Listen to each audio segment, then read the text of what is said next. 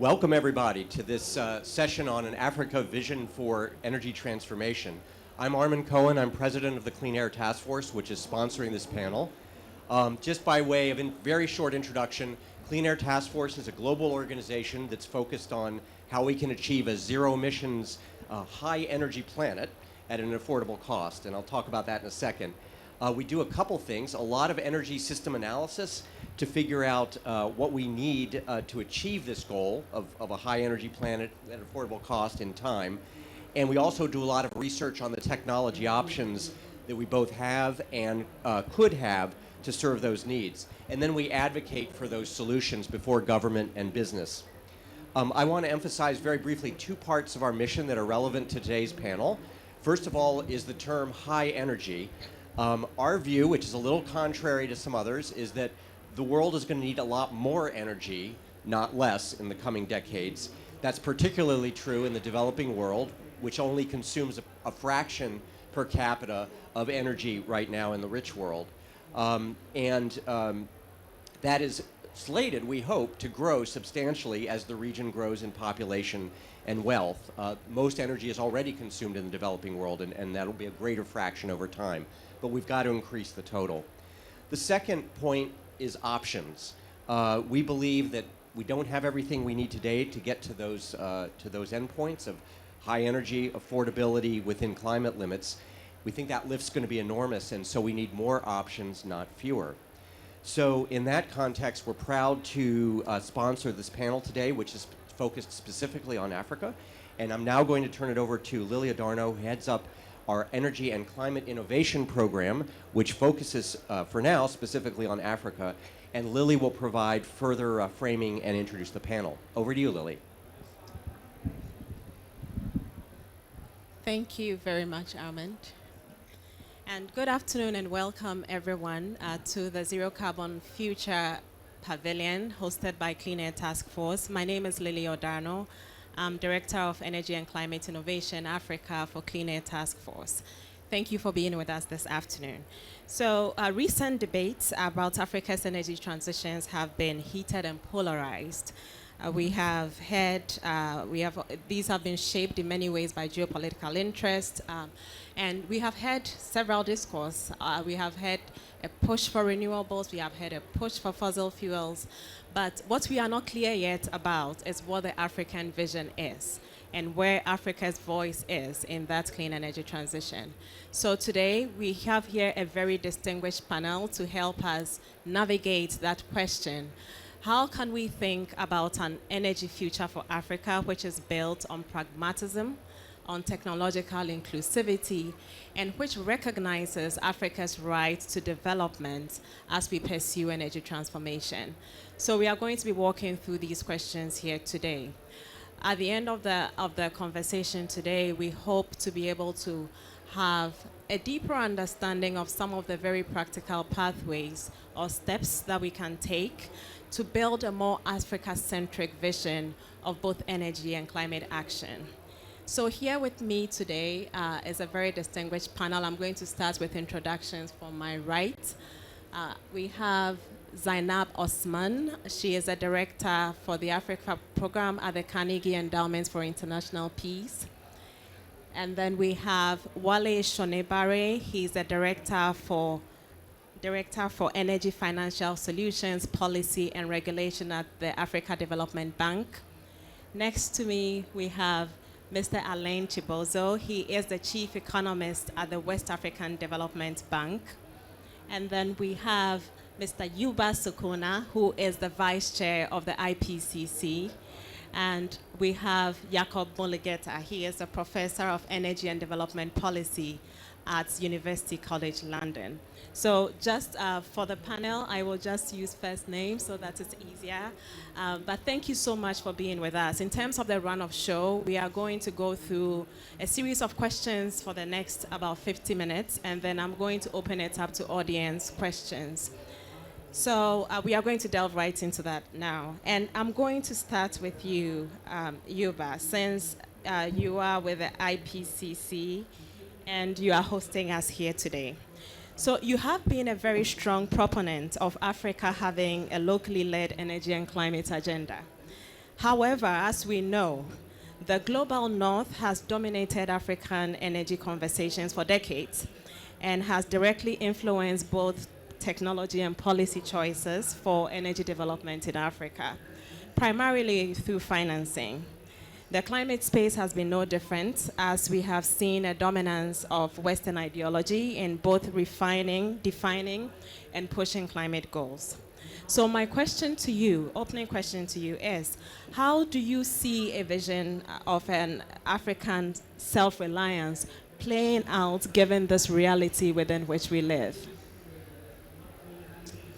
Thank you for inviting me to take part to this conversation and for, an issue and then the question we're addressing since more than 40 years. And it looked like the issues and the problem of Africa is at the margin of the other problems and the issues. Because fundamentally, if you look at the climate, you look at the energy, fundamentally what is important and what should be the way of thinking in the African context is development, how to have a better living condition of the people. And energy is an enabler for that better living condition of the people. Remember, in 81, some were very young, was not there. In 1981 in Nairobi, after the second oil shock, we tried to shake the people to say that there is a fundamental problem in Africa, firewood and charcoal. Since then, we have not done anything about it. It's escalating. It's easy to phase out the use of charcoal and firewood in the African context. It has huge implications on everything, and no one is addressing it. When talking about energy transition, we think that even the renewables, they can play a fundamental role on that. If we take the climate, if you take the energy, a fundamental driver should be development first. How you make the development much more sustainable, and then look at what are the energy options, and then that can drive your development.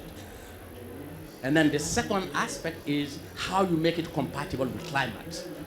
Not getting in those perspectives through climate, through the dichotomy between mitigation or adaptation is development first for a better living condition to the people. Do we have the means to do that?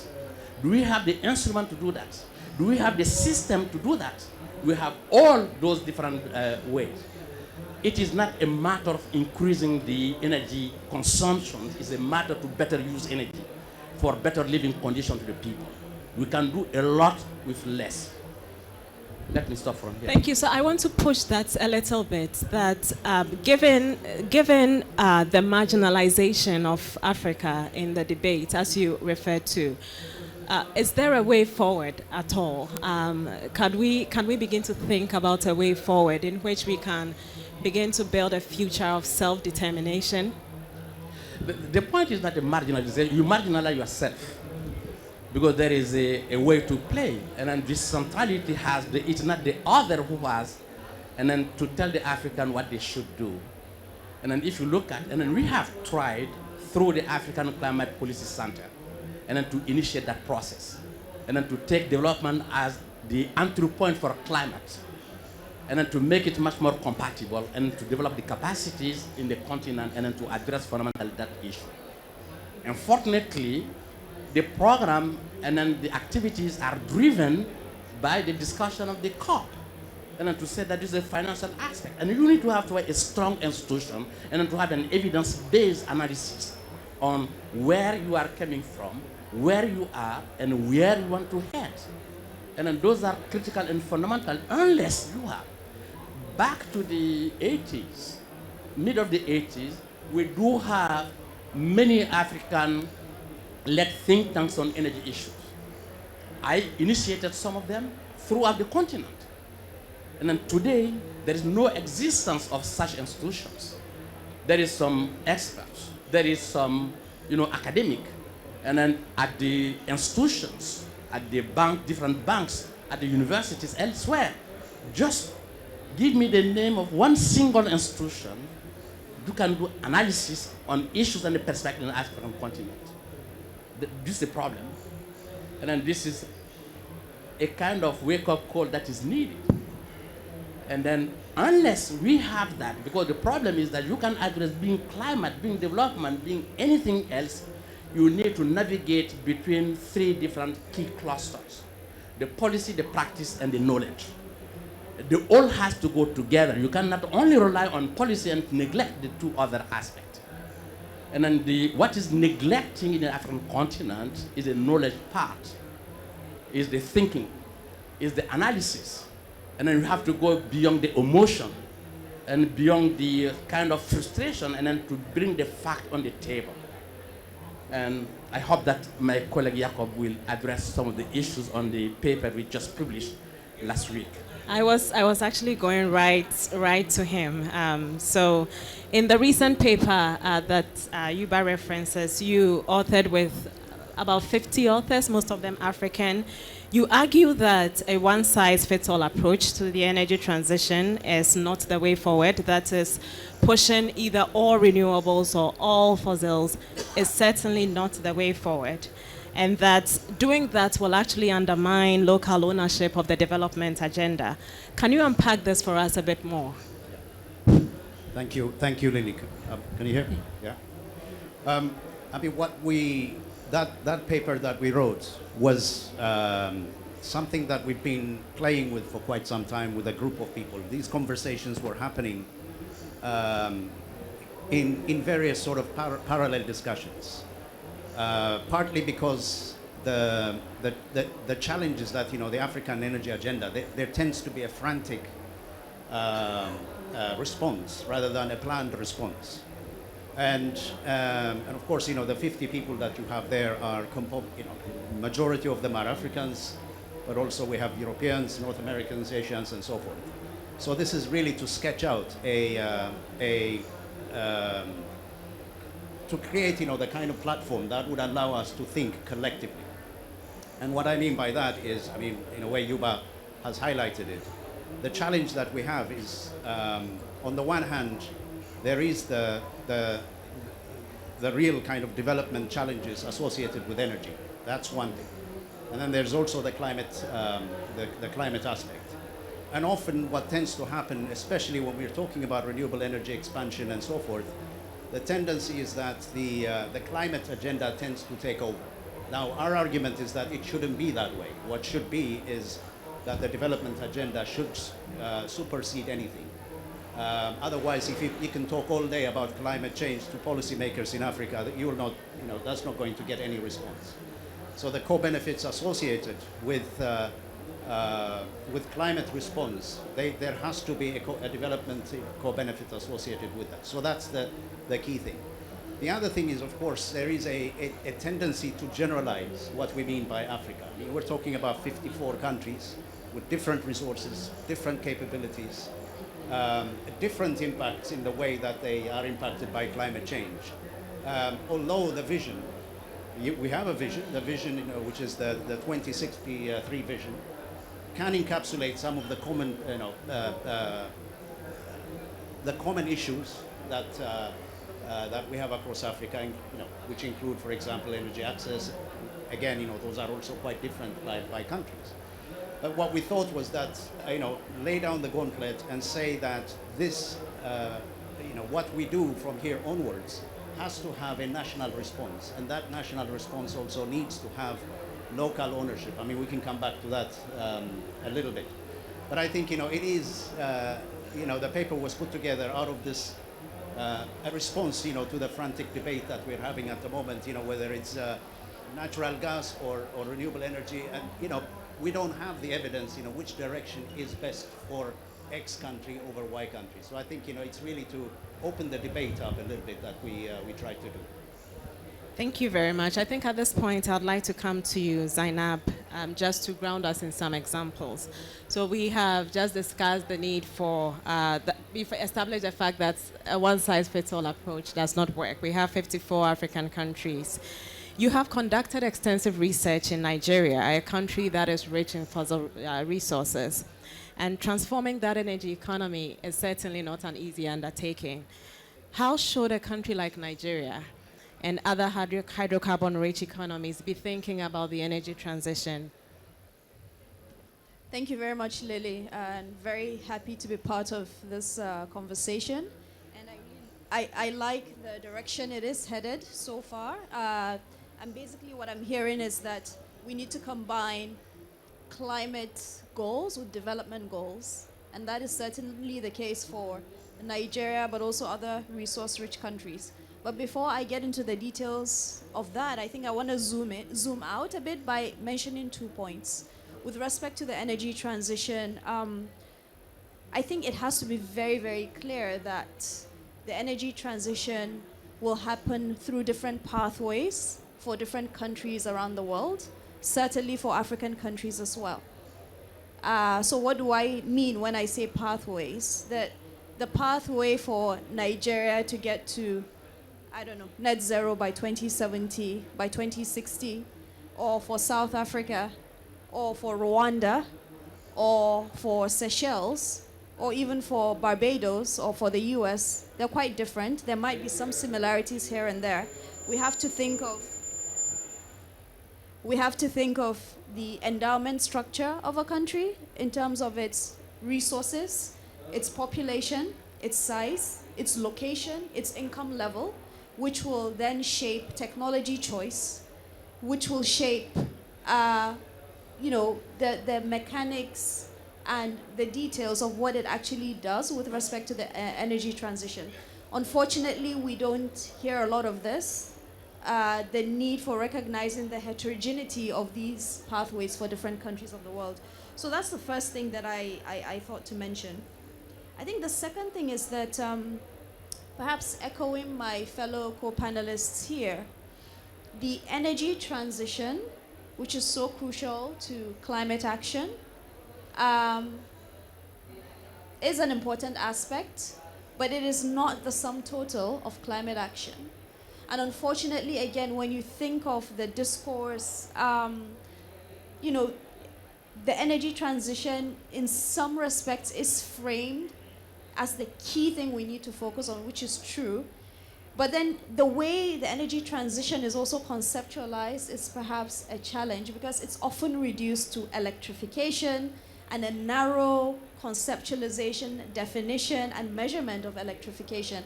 We've all seen the papers that have argued that when it comes to electricity access in Africa, if we want affordable, reliable, clean energy for electricity, for productive uses, we have to go beyond 100 kilowatt hours, right? We will have to go beyond that small, narrow metric. So all this to say that we are reducing this complex holistic challenge, which requires holistic solutions, to something that is small, narrow, that really does not represent the situation for a lot of countries, including resource-rich countries.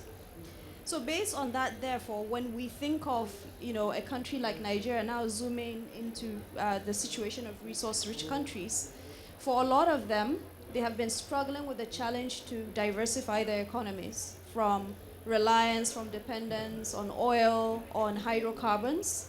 And as we know, with these hydrocarbons, certain pathologies can happen. Your manufacturing sector gets crowded out. The economy is less competitive globally. You end up specializing in industries that are not very labor intensive, etc. So this is a challenge that these sets of countries have struggled with for decades. They're still struggling with the same challenge today under new imperatives that fossil fuels and hydrocarbons, we recognize that the world needs to transition away from them in the next 2-3 decades. So there's now a new imperative to an old challenge, meaning that we have to think about what these countries are trying to do with respect to transforming their economies, with respect to industrializing, with respect to the new opportunities that the climate imperative provides, but also with respect to making sure that, as we've heard from fellow panelists, that they do not sacrifice their development goals on the altar of climate action. There needs to be a way to balance the two. So I'm going to stop there. Thank you very much, Zainab. So I'm going to go to those who hold the money. I'm going to you, Wale, AFDB. We've just talked about the fact that Africa's pathway for the energy transition is certainly not a linear one. And so despite recent polarized debates around renewables versus fossil fuels, it's obvious that some countries on the continent will be using some combination of both on the path to net zero. In your role of the AFDB, you oversee a portfolio of projects spanning solar PV, concentrated solar, hydroelectric dams, gas-fired power plants, LNG facilities, battery storage solutions, and geothermal power plants, representing a diverse mix of technology options. So how do you navigate funding decisions around these energy options in the face of the polarized debate around Africa's energy transformation? Thank you very much, Lily, and good afternoon, everybody. I think some people in Africa struggle with this idea of energy transition in Africa because we don't have much energy, so what are we transitioning from? You know, this narrative of energy transition is a first world narrative because they've already built their economies based on fossil, and then they're transitioning from there. In Africa, if you switch off all the power plants in Africa today, the world wouldn't even notice because we contribute less than 3% to global emissions, and out of that, energy is less than 1%. Because in Africa, the emissions, we have more of emissions being caused by land use and forestry rather than energy. So for us, the emphasis is on energy access. In a continent where you have close to 600 million people without access to electricity, you have to have energy access before you think about transitioning. And you have to have industrialization. Africa has different pathways because if you look at North Africa, you have 99% electricity access already. So the North African countries are talking about decarbonizing their grid, which is fine because they already have a grid and there's a base load upon which to anchor the renewable energy. But in other countries, I mean, I've been trying to do a deal in Chad for the past 5 years for just 34 megawatts. Chad has a grid of 100 megawatts, right? If you do rule of thumb that, 20% of renewable energy you can anchor on that grid. Even 34 megawatts of solar is too much for Chad. So again, we need to build regional interconnections. That means that you can trade energy across different power pools. And we need to think on a continental level. And that's why the African Development Bank is working with the AU, African Union Commission, on a continental master plan for Africa. If you want to build, Inga, which everybody has been talking about, excess of 40,000 megawatts, you're not going to be able to sell it to the surrounding utilities because most utilities in Africa are technically bankrupt, which means that you have to find another way of doing it. If you connect African countries, then it doesn't matter where the generation is, you're able to then distribute across the region. So we have to think about planning on a continental scale. And even when it comes to mobilizing financing, no single country has ever developed its infrastructure by relying on foreign capital. It doesn't happen. You have to mobilize African savings. You have to reduce capital flight. When Africans start to invest in their infrastructure, then you can partner with foreign capital. So in some countries, it's pointless investing. I mean, in Nigeria, I don't think it's worth giving a long-term loan in hard currency because of the devaluation. Every 5 years, the size of your loan doubles in local currency. So in certain countries, you should be able to mobilize local capital. We were involved in initiating the Nigeria Infrastructure Debt Fund where we invested. For the first time, you're able to lend 15-year money in Naira. When I go to India, I should finance in rupees. When I go to South Africa, we finance in Rand. you don't hear of the American government borrowing Japanese yen to finance American infrastructure because people are paying in local currency.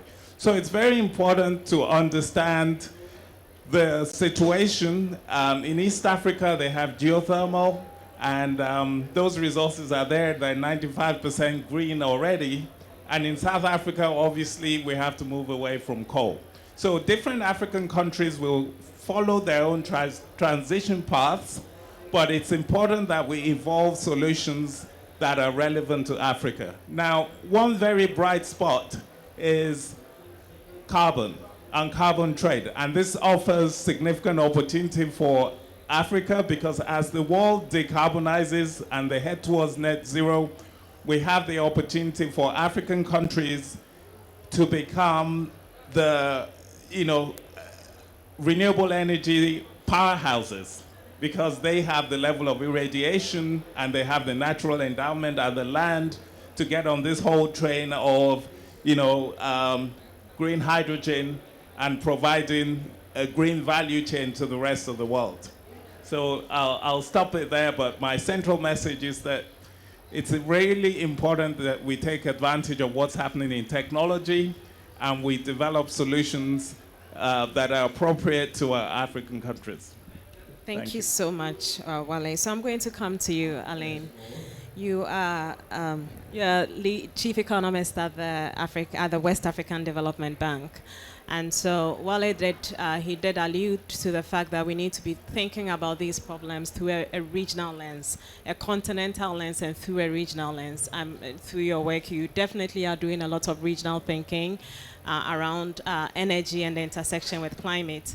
In West Africa, we have so many different countries with different resource endowments. Some of them great on hydro, some still have to depend on hydrocarbon. What is the view of the West African Development Bank in terms of your support for both climate and energy development across the West African region? Thank you. It should work. I don't know how to do it. Thank you very much, and good afternoon to everyone. I think Wale made a point. I think from our perspective, the issue is energy access. That's for sure, that's the basics.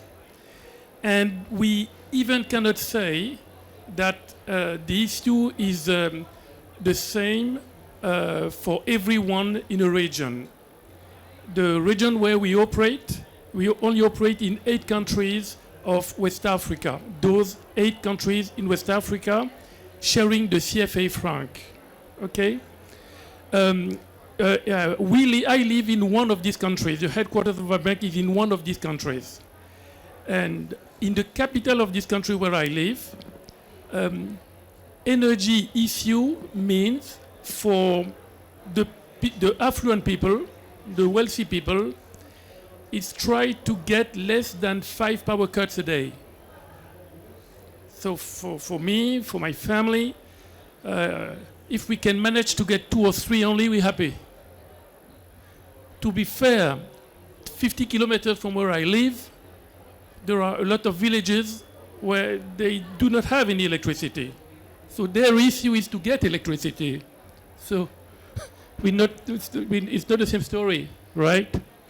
And we, as the development bank, we are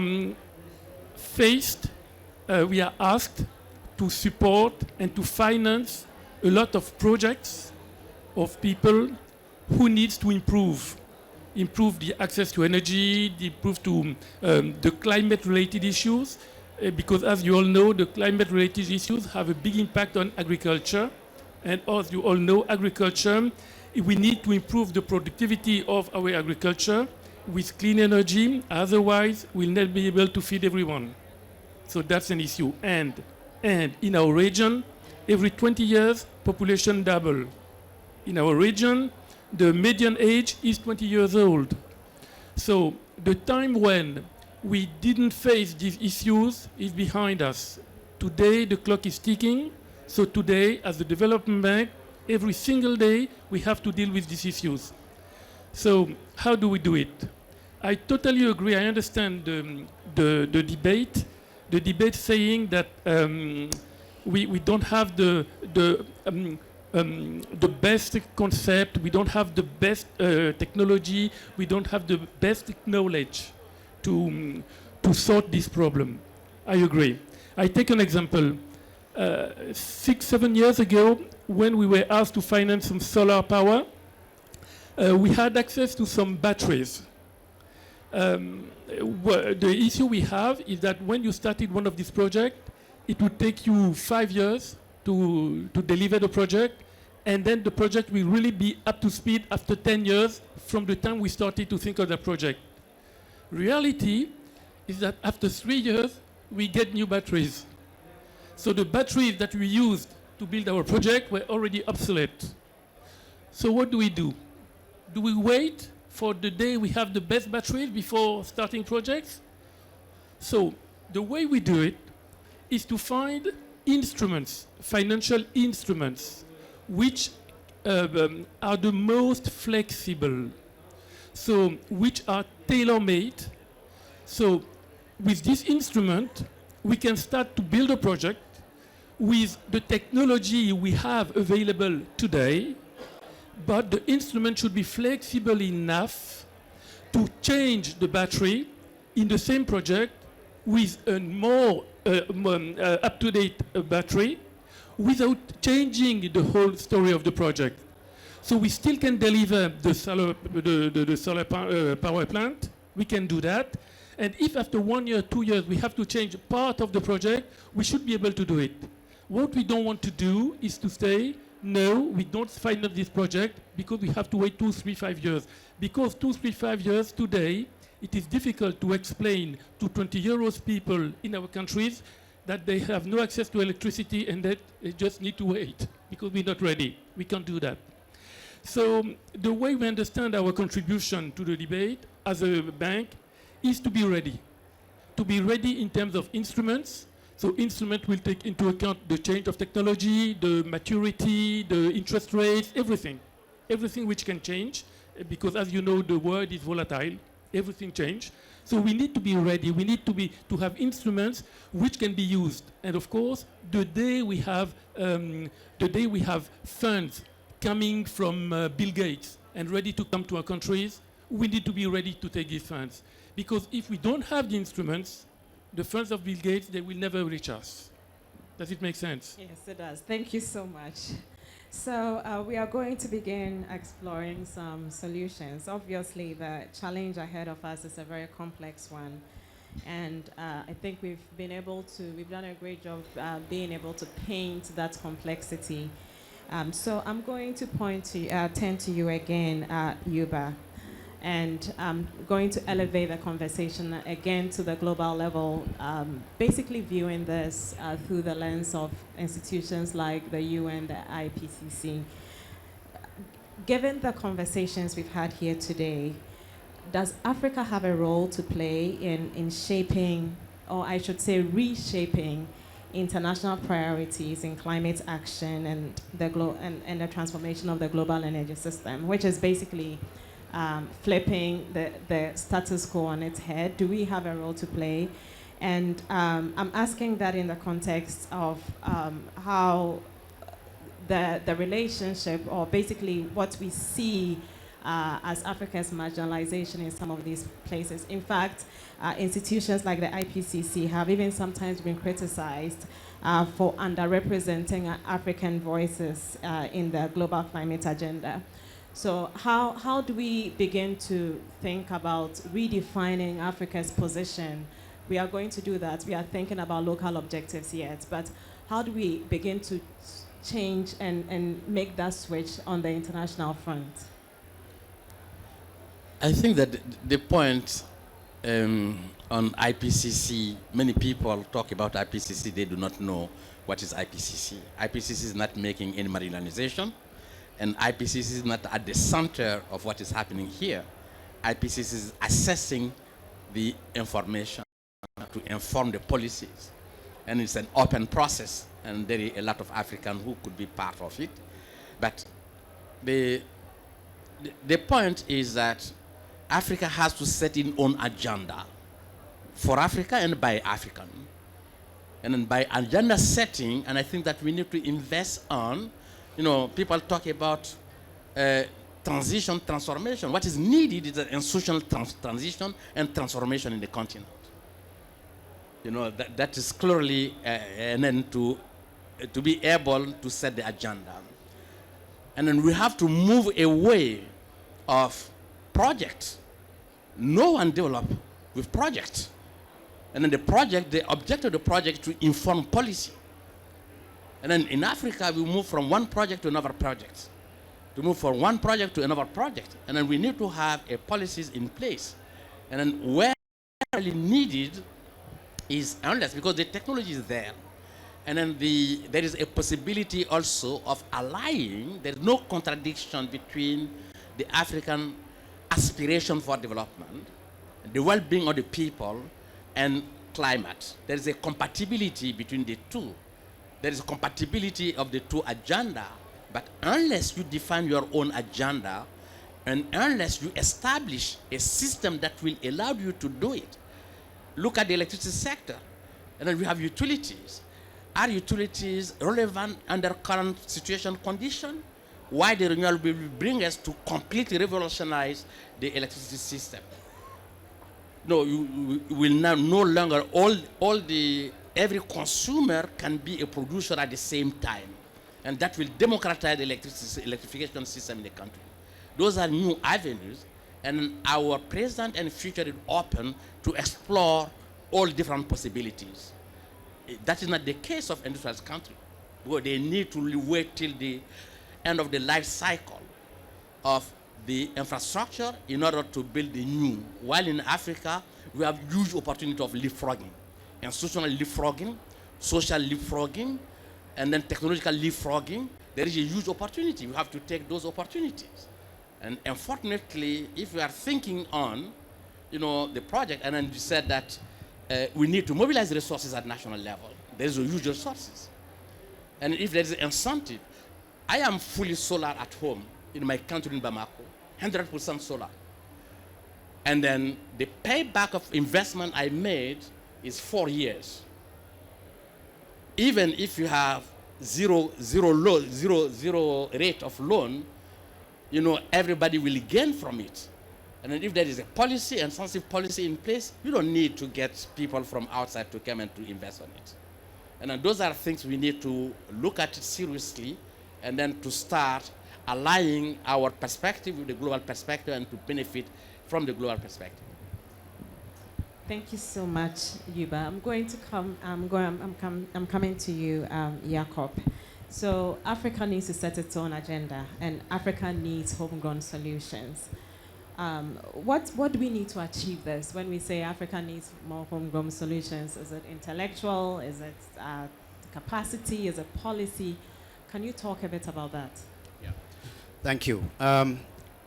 Just to make a few points as well, based on what we've discussed so far. I think, of course, the energy access issue is there, has been there. We haven't been able to solve it, and we are, I think, still stuck in talking about energy access. My feeling is that, energy access, we have to think beyond energy access and think about, transformation. Energy for what are we talking about? Because my feeling is that, energy access, if we remain in that debate, we really are locking ourselves, to the whole question around energy for households and small scale lighting and so forth. We have to think big, and that movement also has to move fast. Towards industrialization, making sure that agriculture has enough energy services for it. So let's think in a much broader sense when we talk about access. The second is that the other area where there seems to be some paralysis is that when we talk about energy, we are talking about finance. We're not really talking about energy. And I do think that the narrative, that finance narrative, needs to be changed. I don't know how. We've got guys, bankers here, who might be able to help us. But certainly what seems to be the case is that the private sector will drive change. The private sector is the way, the route to go. Mainly because the argument is that because the public sector doesn't have any money, Therefore, the private sector is the only one that can actually create those transformations. That needs to be rethought. If we're serious about the energy access and going beyond energy access, we have to bring in other ways of raising finance. Now, this might be quite political in a sense. We're not really talking about global taxation, for instance, of people who have become super rich and essentially controlling all what's going on. We've had the $100 billion issue. We're stuck there. And yet, we know that for COVID response, the public has spent $20 trillion in a COVID response. When we talk about energy access, there doesn't seem to be that money coming forth. That's the second point. The third point, again, it's not a criticism of the private sector, but the fact that, all you have to do is even look at the kind of human resources that is being mobilized towards the private sector. The smartest and the ablest are the ones who are being drawn into the private sector. The public sector doesn't have human resources that can move the agenda forward. To come back to the question now, Lily, I think in a lot of what we've talked about, it seems to me that the whole question around homegrown issue is something which we all share.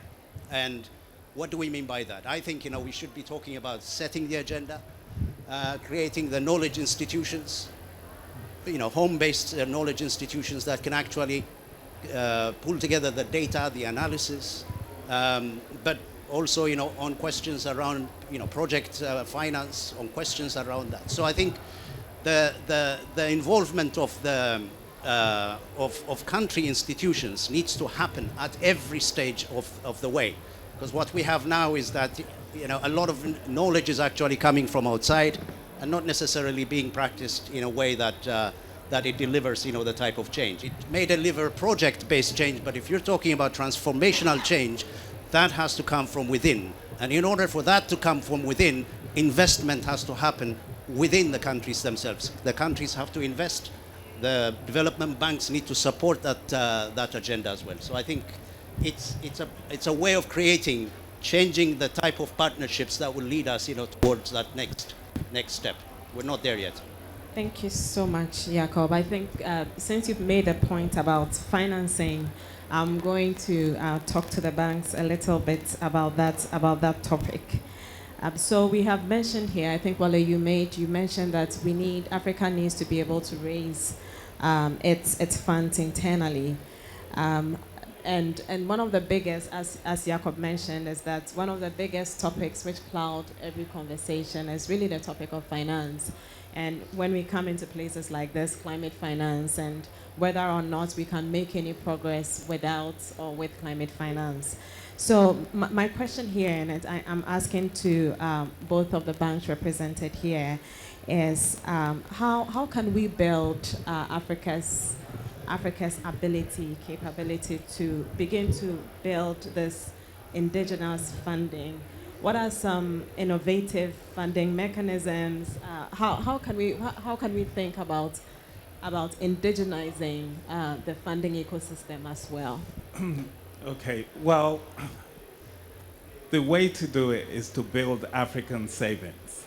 Our countries are too fragmented. If you go to Francophone Africa, they put their savings, their external reserves in the French treasury, 50% of their external reserves, and then they turn around and borrow that money back to finance their infrastructure. It doesn't make sense, but it's going to be very difficult to get the political consensus to allow us to build African savings so that we can finance African infrastructure. How many currencies do we have? How many small countries that are not necessarily viable? But we have to find a way to make a start. And I think the AFCFTA, the African Free Trade Agreement, is a golden opportunity because we have to integrate our economies. And when we integrate our economies, we'll get more trans-Africa investment, capital flows. I mean, Europe, probably about 60–70% of trade flows is within Europe. In Africa, it's only 16%. 16% trade. Even if you look at aviation links between countries, everybody is flying to Europe. They're not flying across to different African countries.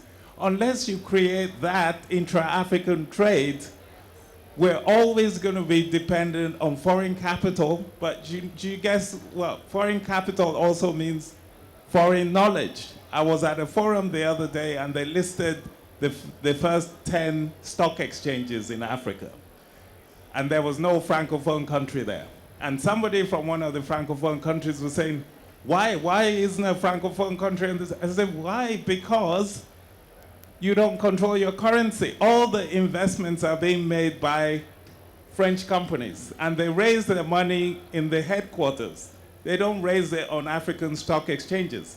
If you don't do that, you're not going to build capacity in Africa. So you need to build capacity. If a large French corporate wants to hire an advisor, they're going to hire somebody from Paris to come and do it. And one of the things we've seen in economies where you have local investment is you build local capacity. And when Nigerian banks started expanding to other African countries, that's what you were doing. You know, those banks were developing the capacity to manage trade across Africa, and they developed technology to enable them to do so. So the answer to the question, and this is not rocket science, we've seen it done in other parts of the world. You know, the United States never used to be united. So they got united, they established, they used to have many Federal Reserve banks. Now you still have many, but you have one overarching one. You have to pull resources. That's the way Europe is going. China is lucky that you have a big indigenous economy, but really we have to do, the capital is out there, but a lot of the African capital is sitting in Swiss accounts. It's not sitting in Africa. You know, and that's where it needs to be to build African infrastructure. It's, you know, that's all it is. And with technology also, and I keep referring to the new opportunities, because if we're going to borrow foreign capital, which we need, you have to have foreign revenues. So we have to find something we can sell to the world that allows us to earn hard currency to build our infrastructure. That's where the hydrogen opportunity comes in, green ammonia, green steel, those derivatives that allow us to be able to take advantage of decarbonization that is going on around the world. Thank you. Thank you so much, Wale. So, Alain, to you, a similar question. How do we build this? I know the West African Development Bank issued some green bonds in 2021, but generally, just as a similar question to you, how do we build Africa's internal capacity to fund its infrastructure? Okay, thank you. First of all, where are we coming from? We're coming from a world where when we needed money to finance a project, we would go to non-regional people who would give us a grant.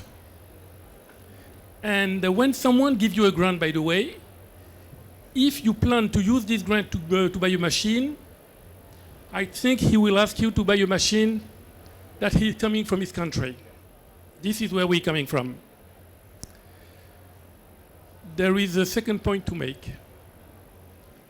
The buffer available for grants is getting empty. There is less and less grants available. So the good news is that whatever happens, we have to find an alternative. You agree? So which alternative?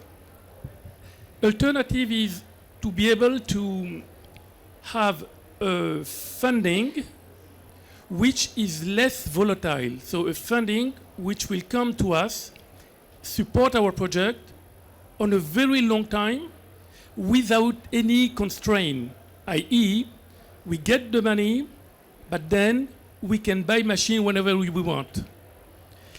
To do that, you need to understand why sometimes it is difficult to attract the money. Because when you invest in a project, as soon as you start to invest, you take a risk. A risk that your project collapse. And if it does, someone will lose money. And who's that one?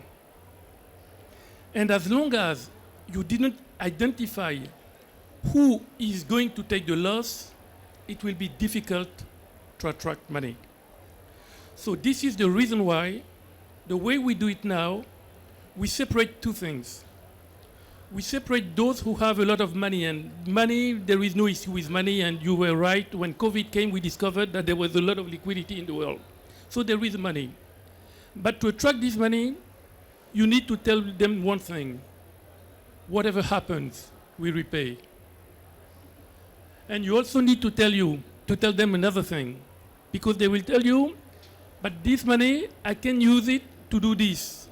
And I will tell them, but you also can come with us. Not only will repay, but with the money you give, you will have impact. And a lot of these guys who have money today need impact. Okay? So if you manage to do that, you still remain with the issue of the loss. If something goes wrong, how do you deal with it? And this is where we need private capital, we need equity, we need venture capital, and this is where it is difficult. Because everything which is close to capital is very expensive. So usually people would say there is a funding gap to finance development. I don't think there is a funding gap to finance development. I think there is an issue, a gap to know who is going to bear the losses in case your project goes wrong. But technically, we have some opportunities. You can use insurance, you can use securitization, you have a lot of techniques you can use. So technically, we can do it. This is what we're working on, and you were right. We issued a green bond that was 18 months ago, which we structured in that way. So green bond, we managed to attract 750 million euros from international investors just by designing a framework where we could secure them and telling them, one, this is what we're going to do with the proceeds.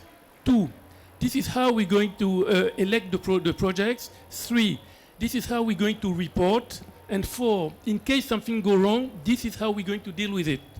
And of course, we have transparency. So if you have a strong framework, yes, I think there is a way to start to build funding capacity to finance development in our countries. And don't get me wrong, I'm not saying it is easy. I'm saying if you manage to do it properly, yes, you can attract funding at a cheap cost. When we did it, it was 18 months ago. The 750 million we issued, we paid, the coupon was 2.75%. At the same time, when the Côte d'Ivoire issued any bond, they would pay between 5 and 5.5%. So you see, the difference is what? We had a framework, we had some commitment, we had some a behavior which was at the best standards. So, and we can do it, and it can happen. Thank you so much. So we are going to be turning to Q&A very soon. But before we do that, I wanted to call on Zainab to give a little intervention. So you've recently published a book where you argue that a diversified economy will be critical to Nigeria's ability to navigate a post-oil economy. How do you see economic diversification benefiting fossil-rich economies across Africa? We've talked about how we finance and the challenges with that, but economic diversification as a strategy, how do you see that benefiting the fossil-rich economies in Africa who may be thinking of navigating this energy transition, energy transformation agenda? What do you see as the building blocks for that?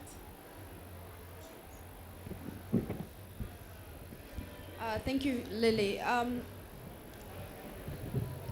So to build on the point that I made earlier, and I want to reiterate it, when it comes to a lot of African countries, particularly resource-rich countries, whether those rich in oil and gas or even minerals, the climate imperative is only creating a new imperative to do things that they should have done years ago or decades ago. It is creating a new imperative to address age-old development challenges. And in this case, the challenge of diversifying their economies. Now, if you look at the development plans, economic strategy documents of whether it's Nigeria or Ghana or Tanzania across the board, right from the 1960s, this has been a key priority to industrialize, to achieve structural transformation, as economists would call it, to build competitive industries and manufacturing, processing, services, etc. Right? So I think the imperative to transition to a low carbon future is bringing forth those questions again.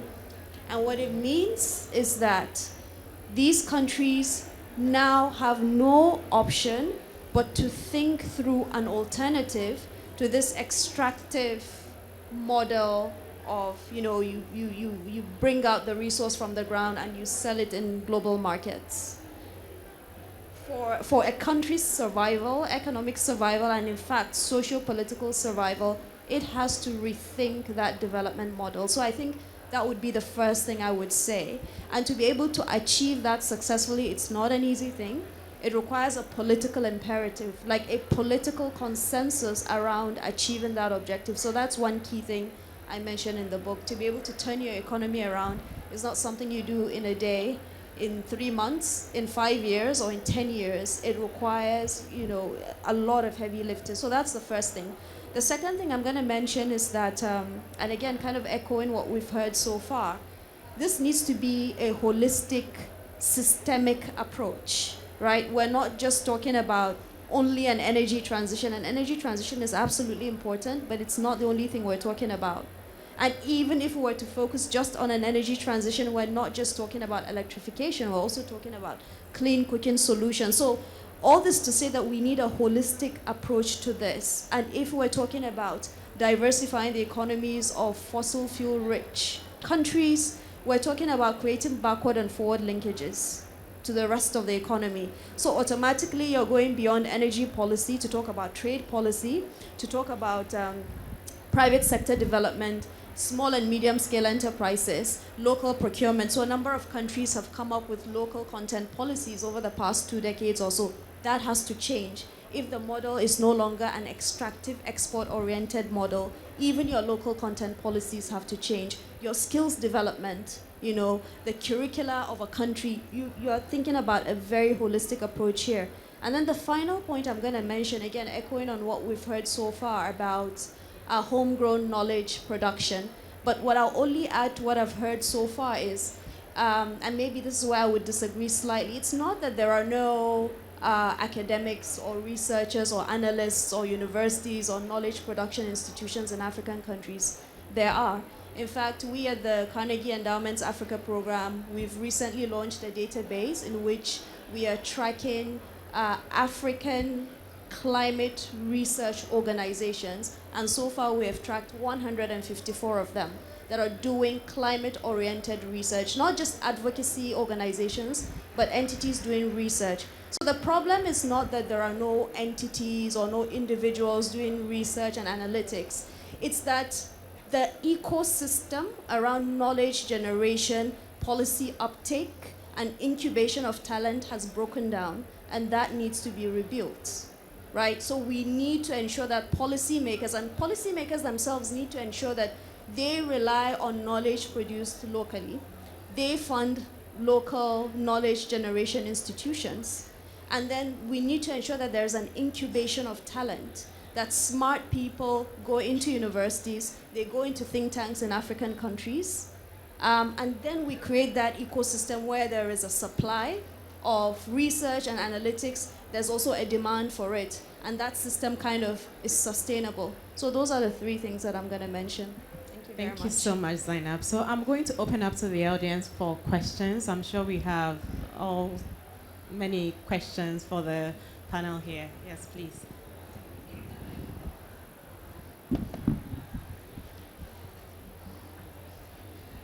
Thank you very much for the panelists. Introducing myself, I'm Kamal Benasser, former Minister of energy in Tunisia. So if I look at Africa, it's 54 islands in the energy sectors. They are non-connected, very barely interconnected. And I think that the continent is going to suffer from this island concept. Unless we have a master plan for interconnecting the different countries, we will still be suboptimal. So my question is, who is going to develop this master plan? There is no, as was mentioned here, capability in Africa to develop a vision for Africa. So we need to have that vision, and we need to have the implementation. Yes, I think, Wale, I'm going to ask you to respond. The good news is that we're already developing the master plan, and we are already working with the regional power pools. You know, the South African power pool is the most developed in Africa. There's already, Mozambique earns over $200 million a year from selling power to its neighbors. You know, Zambia is doing that. And South Africa, given the situation they're in, although they supply power, but they're also looking to buy. So we have to introduce regulations like open access regulations that will allow companies to be able to trade power.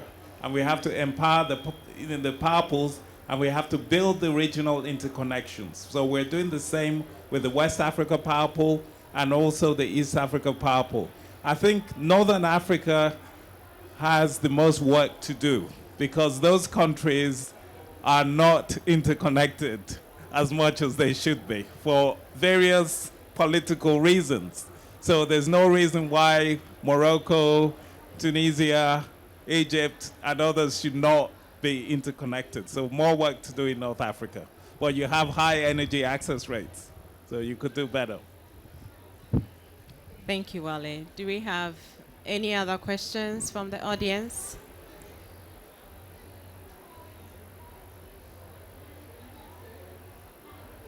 Do we have any other questions for the audience? Yes. Hi, Winnie Okello, African Engineering News and Cambiamo. So my question is, I love the fact that one of you said about when we're talking about transition of energy, it's for what, from what to what. And so coming from the mobility sector, when we talk about renewable energies, even when we're talking about electrification, oftentimes it still tags back to fossil fuels. So how can we really have a contextualized understanding when we're talking about moving to just mobility and having real positive, net positive changes in that energy space when we're talking about mobility, because that ties in everything else. They say build the road and they'll come. Get your logistics together and it will impact the net, energy use and all that good stuff. So maybe you can touch on that. Yes, so and I don't know, Youba, if maybe you could respond to that, but you are basically broadening the conversation beyond energy into the transport sector. Thank you. I mean, this is a discussion which is happening already. I mean, the whole question of e-mobility, for instance, and quite clearly there's a need, as urban areas expanding especially in secondary cities in Africa. One needs to think ahead of time in terms of what type of infrastructure you will end up leaving. So I mean, there is quite a lot of analytical work that's happening across various institutions. I think the challenge is on the issue of generation. How much are you going to be able to generate to be able to address your transport needs on the one hand, to be able to address your cooking needs. So I mean, electricity is being seen as the kind of the savior of all the kind of infrastructures that are going to be rolled out. And so then, you have this sort of internal negotiation with, and of course your industries as well. So I think, this work is already happening. And it's throwing up all sorts of, questions. And then of course the issue of who is going to finance it comes into the picture, because it's not just, because you will have to remodel your infrastructure system. You will have to invest into that. Is this the private sector that's going to be able to invest? I think, that's where we come back again. we get stuck, when it comes to the whole question of financing, these types of operations.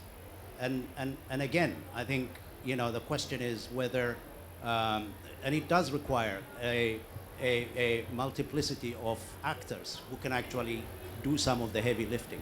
The tendency is that, well, it's the private sector that has the money, therefore it needs to move forward. What about the domestic private sector?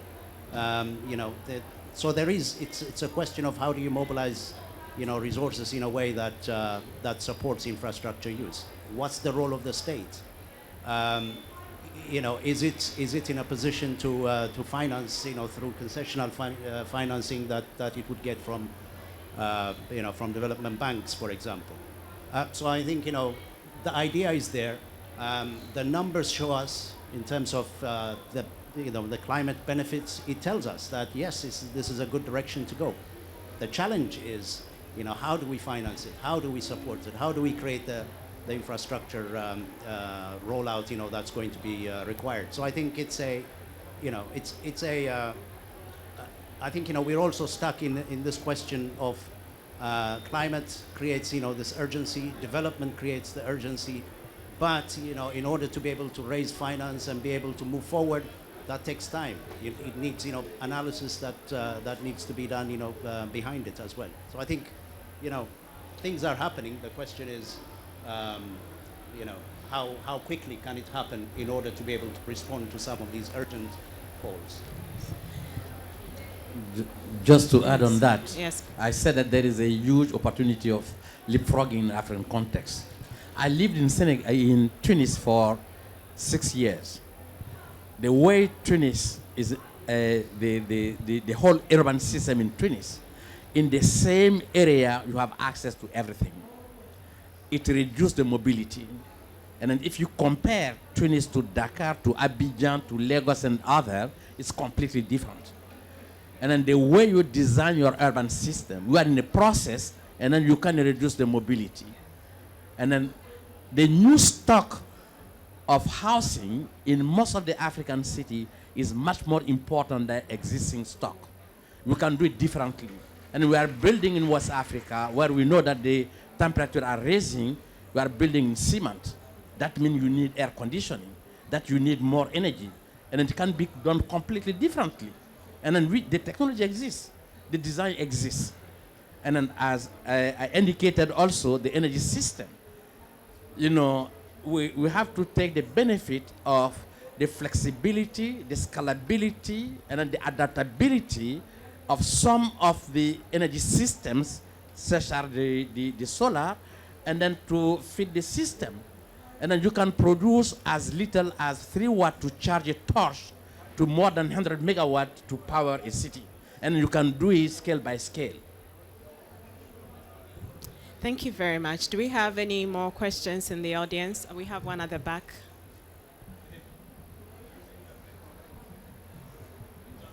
Thank you very much, and thank you to the panel and to my colleagues there. I might have arrived after this point was discussed, but my point is really that for Africa to actually transform its energy systems, there would need to be massive investments in energy systems, as everyone has said. But we are also agreeing that those investments would probably have to come from sources outside of the continent.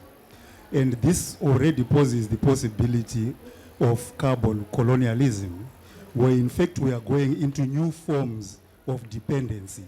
But there's also another perspective in Africa, which is that energy transformation can be achieved by intensifying the use of existing carbon resources on the continent, and that this is not in fact going to add significantly to global accumulations of carbon dioxide emissions.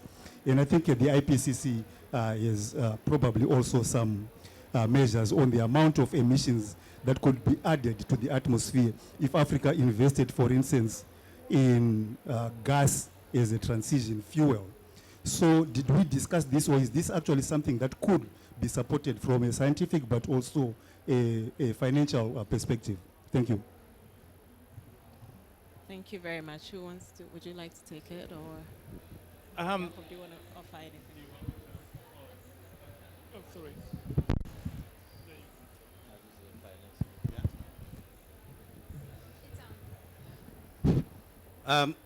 I mean, I think you raise an important issue. I think we also have. There was a recent African development report, the African Economic Outlook report. Within that, one of the calculations that was done is a whole question of carbon debt.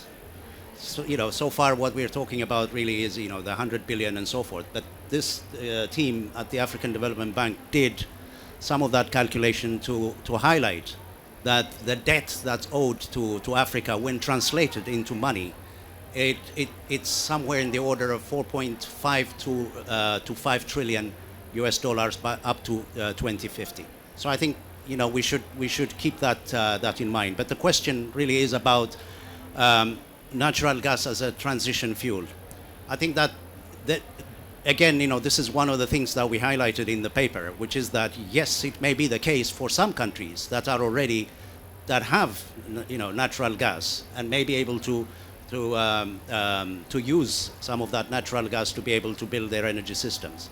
However, if you're talking about moving into the future, you have to start asking the question whether it's worth putting in place the infrastructure, which is going to cost billions, in order to, and then later on to discover that the infrastructure you have in place may not be fit for purpose for future reasons. So I think it goes back to some extent to what Youba was talking about, which is about thinking ahead of time in terms of what is the kind of future that we would like to see in African cities, African economies, and so forth, in order to be able to not make necessarily a trigger-happy type of a response, but rather a slightly more planned response, which may include natural gas in some city settings, but also even the way in which we engage with renewables. The same issue applies to renewables. How much the amount of renewables that's going to be required? Where is that going to come from? What is the role of African industry in building some of the renewable energy technologies, infrastructure, and so forth? So what's the value within that value chain? How much of that is going to be in Africa rather than just remaining at the extraction level? So I think it's a debate which is much broader and deeper, but it also requires quite a lot of analysis. I mean, for instance, Mozambique has discovered quite a lot of gas, and there's a thinking around Mozambique, using some of that gas to generate export money, but at the same time also use it for its own purposes. What we don't have is the analysis that actually backs that up yet. And that's the kind of thing that needs to be done before leaping into these interventions at this stage.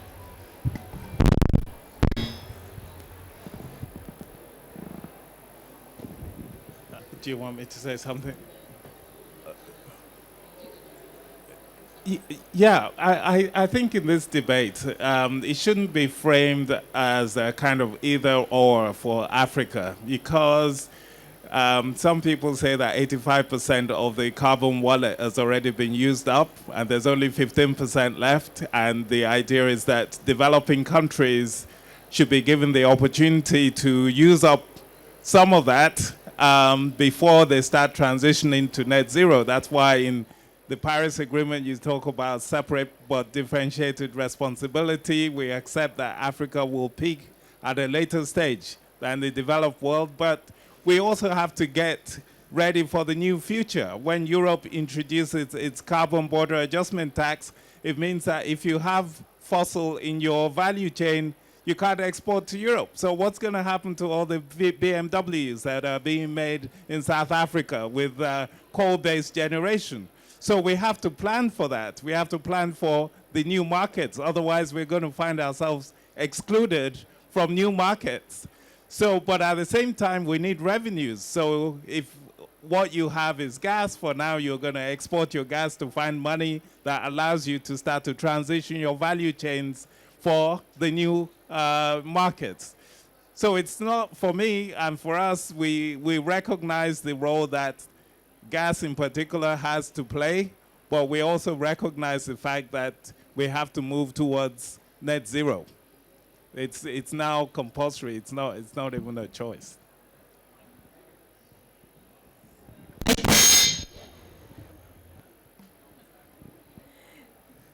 it up. Thank you very much. So I think we are going to round up now. Just 1 or 30-second closing comments. What do we want the audience to leave here remembering from each of the audience and from the panelists? I'll start with you, Yacob. I think what I would like to emphasize is let us think beyond access. That's the first point. The other thing is perhaps also when we are talking about this tension, so-called tension between development and climate, let's think about the co-benefits that that energy brings to development. I'll leave it at that. Think big outside the box and move fast. Agility, flexibility required. Thank you. I think Africa has to be focused on its own development objectives. And with new technology, we can also evolve in line with global developments. There are different pathways to the energy transition, one. Number two, the energy transition is not the sum total of climate action, but it is an important component of it. Therefore, we need to think holistically, especially with respect to structural transformation in Africa. That cannot be forgotten. And maybe the final thing is there needs to be a clear political imperative to achieving this economic outcome. Because the very survival of African economies and in fact African countries is dependent on that. That sounds a bit exaggerated, but I think it's true. Thank you so much, Zainab. So we've had a fascinating conversation today. We are leaving with some big messages. It's clear that Africa has to set its own agenda and that there is and can be compatibility between development and climate. We need to think about how we establish a strong evidence base for how Africa is able to transition energy systems, being cognizant that Africa is not a country and that there are differences in how we are going to navigate that in different regions and countries. And this goes to the issue of how we strengthen our institutions, research institutions, building ecosystems for innovation across Africa. And finally, our regional markets, integration of our energy systems and regional markets. Africa has a unique opportunity, given where we stand, to be able to advance an agenda which is responsive to our development needs and compatible with climate goals. So with that, I would ask you to give a round of applause to our wonderful panelists.